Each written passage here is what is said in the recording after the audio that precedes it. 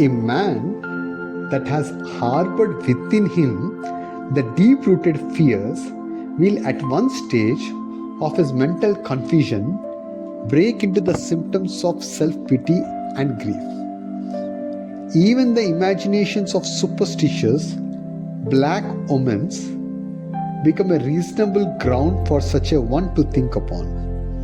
Arjuna, who had until the point of battle thought it was the right to fight until the very end, suddenly withdrew himself from its strength and vision, instead accepted to lie upon the bed of unfair compromise, only to escape from the doubts that he suddenly had for his own principles.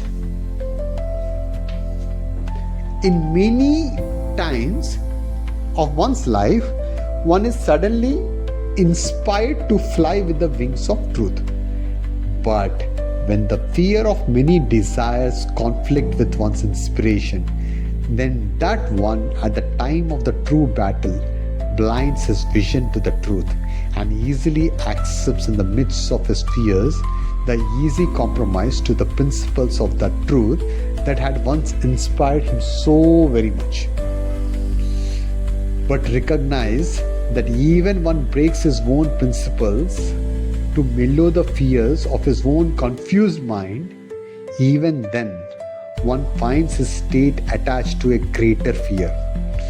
For when one who has settled momentarily in the mind's silence, one's mind is attacked, shaken by the truth that lies in his own nature, and naturally the defenseless mind, unable to bear its own shamelessness, shamefully draws one into the pit of the deeper fears, never allowing the persuasion of one's repentance to rectify the previous fall.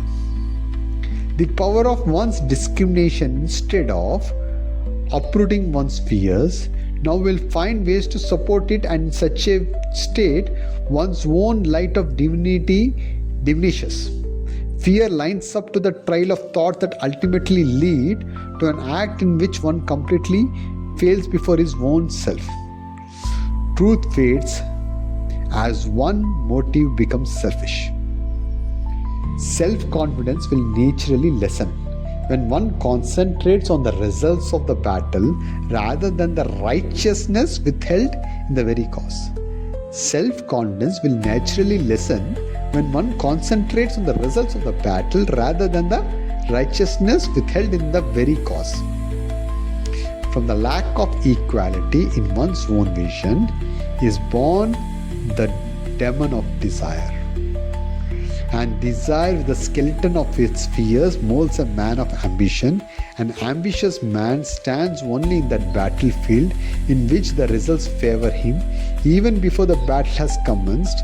Where a true battle is to be fought, an ambitious man loses hope quickly. For him, the fight itself loses the worth of the gain. Arjuna too desired easy victory. The might of the Kaurava army that stood before him easily blasted his ambitions. But the one that is seen as a hero by the world will never admit to his own cowardice.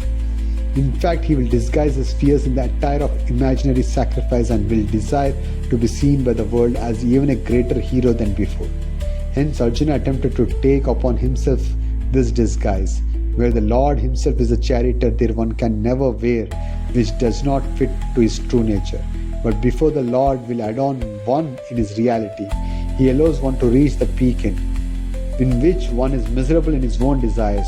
So the Lord allowed Arjuna to continue his lament. From that is born the very chapters of Bhagavad Gita.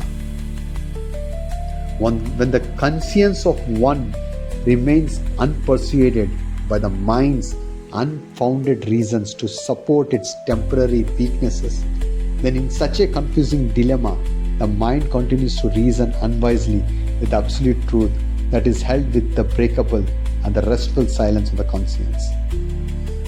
The strength of the truth is such that it will state itself only once, and if one in his grip of delusion is unable to receive it, then the truth will bear the weight of its imperfection and will wait patiently until the